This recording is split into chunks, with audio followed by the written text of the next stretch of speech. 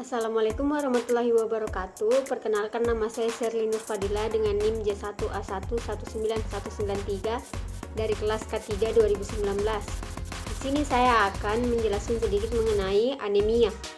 Baik, yang pertama, anemia gizi besi adalah anemia yang terjadi akibat kekurangan zat besi dalam darah. Artinya, konsentrasi hemoglobin dalam darah berkurang karena terganggunya pembekuan sel-sel darah merah akibat kurangnya kadar zat besi. Penyebab anemia yang pertama, kehilangan darah. Darah mengandung zat besi di dalam sel darah merah. Oleh sebab itu, apabila seseorang mengalami kehilangan darah, zat besi juga akan berkurang. Yang kedua, kurangnya zat besi di dalam tubuh. Tubuh mendapatkan zat besi secara reguler dari makanan yang dikonsumsi. Yang ketiga, ketidakmampuan untuk menyerap zat besi. Zat besi dari makanan diserap ke aliran darah melalui usus halus. Yang keempat, tanpa suplementasi zat besi.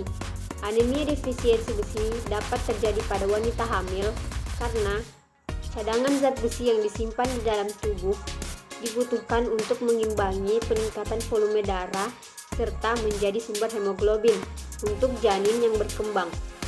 Beberapa tanda gejala anemia besi. Yang pertama, rasa lelah yang berlebihan. Yang kedua, kulit tampak pucat. Yang ketiga, nyeri dada, denyut jantung cepat atau sesak napas. Yang keempat, nyeri kepala atau pusing. Yang kelima, tangan dan kaki terasa dingin. Yang keenam, mengidam yang tidak umum terhadap benda yang tidak bernutrisi seperti es batu dan sebagainya. Yang ketujuh, nafsu makan yang tidak baik terutama pada anak dengan anemia defisiensi besi. Pencegahan anemia besi. Yang pertama, pada bayi dan anak. Pencegahan dilakukan dengan memberikan ASI atau susu formula yang sudah difortifikasi zat besi selama 1 tahun pertama. Setelah 1 tahun pertama, jangan memberikan susu lebih dari 700 ml per hari. Konsumsi susu yang berlebihan akan menggantikan makanan lain yang kaya akan kandungan zat besi. Pada bayi di bawah 1 tahun, pemberian susu sapi murni tidak dianjurkan karena susu sapi murni bukan sumber zat besi yang baik untuk bayi. Yang kedua, pada wanita hamil, konsumsi suplemen penambah zat besi secara rutin. Yang ketiga, pada orang dewasa, lakukan pencegahan dengan menghindari makanan dan minuman yang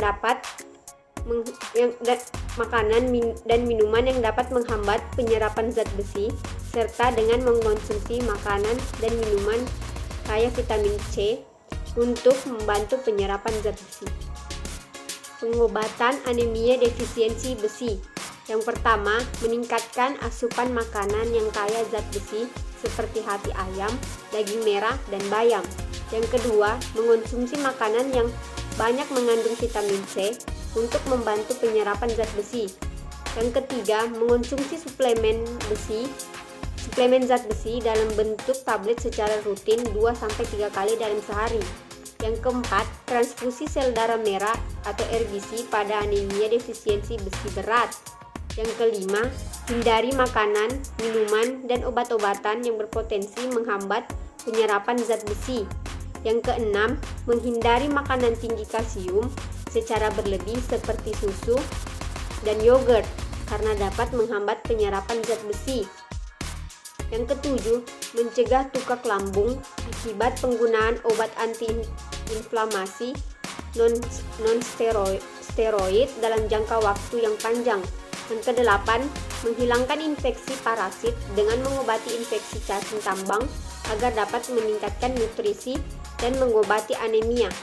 Yang kesembilan, mengobati talasemia dengan mengontrol tingkat hemoglobin dalam darah untuk menjaga anemia tidak bertambah berat.